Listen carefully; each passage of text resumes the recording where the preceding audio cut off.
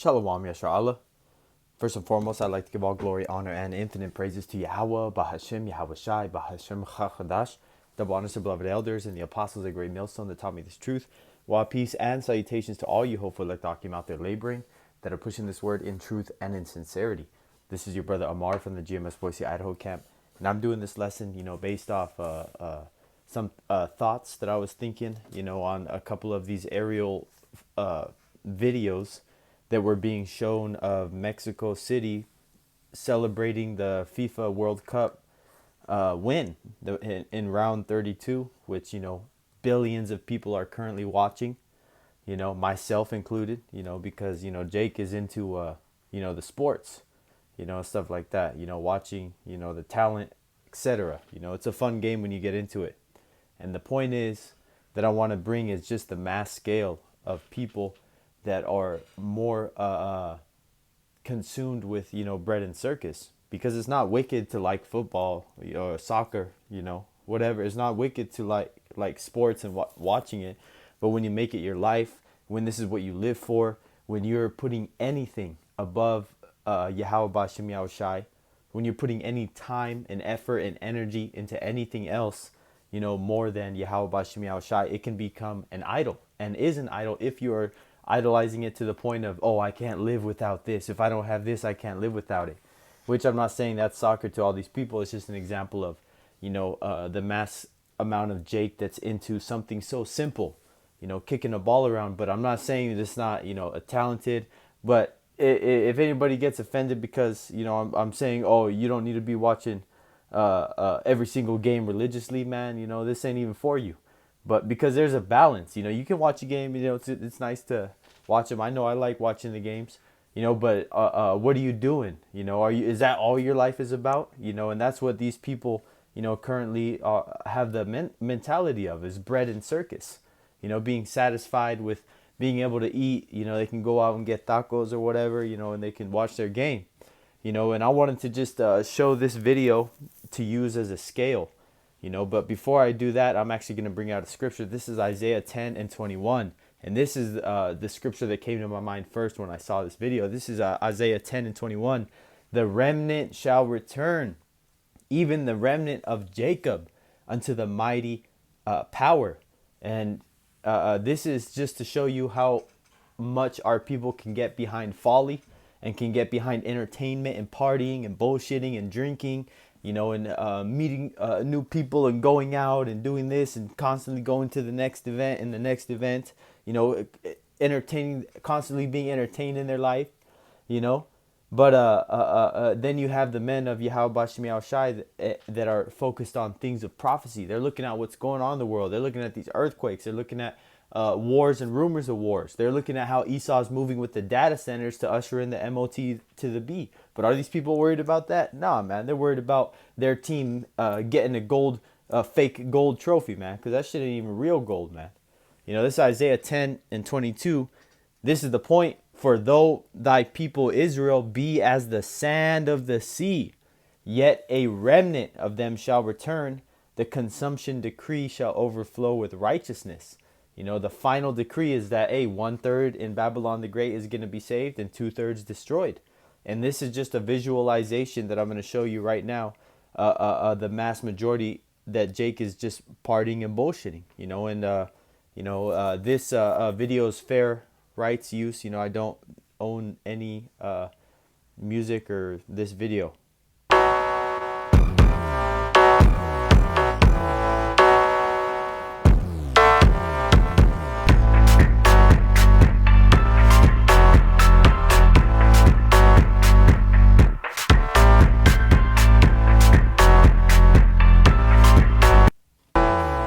Man, it just made me think of another scripture, man. And that's why, man, look at how much Jake is out there. If Jerusalem.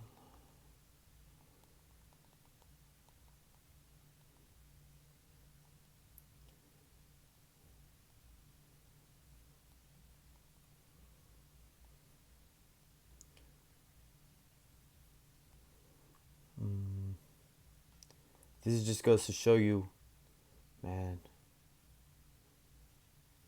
I can't think of the exact wording. But the scripture goes, like if all Jerusalem shall call and call upon my name, face the east, call upon my name. It's like in that very moment, I will save them. And this just goes to show you the power, man.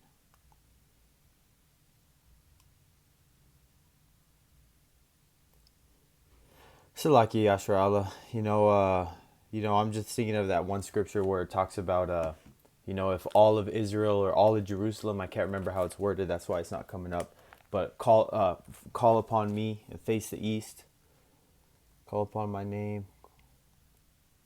Man, Salaki Yashrala, it's just something that came to me through the Spirit, or I would have prepared it, in my notes, but I'm going to continue, with this lesson, but just to go to show you the numbers, because it's good to have a visualization of how many people are actually, amongst our nation. And this is just Issachar. This is just Issachar partying, man. But this is 2 Ezra 8:1. It says, and he answered me, saying, the Most High hath made this world for many, but the world to come for few. And this isn't talking about, very few numbers, but it's talking about that the world to come is for only Israel, one nation, under Yahweh Yahweh Shai, King David, the 12 apostles, and the 144 elect. So that is who the few is for. The kingdom is only for Israel.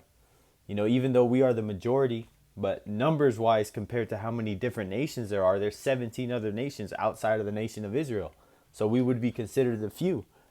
This is 2 Ezra 8:2. I will tell thee a similitude, Esdras, which is like a parable, a proverb, and a comparison.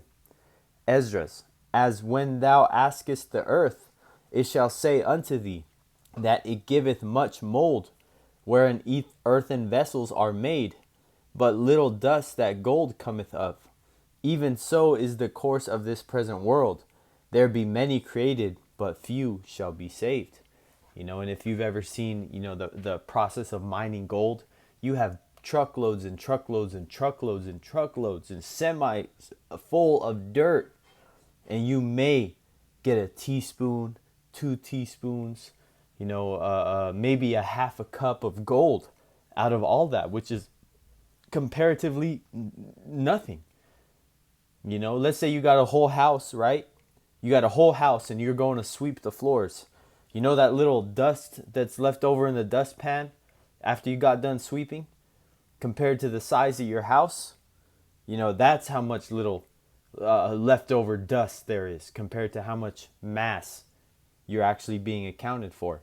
And this is just going to show you, again, that there's going to be a lot of Jake unalived in these last days.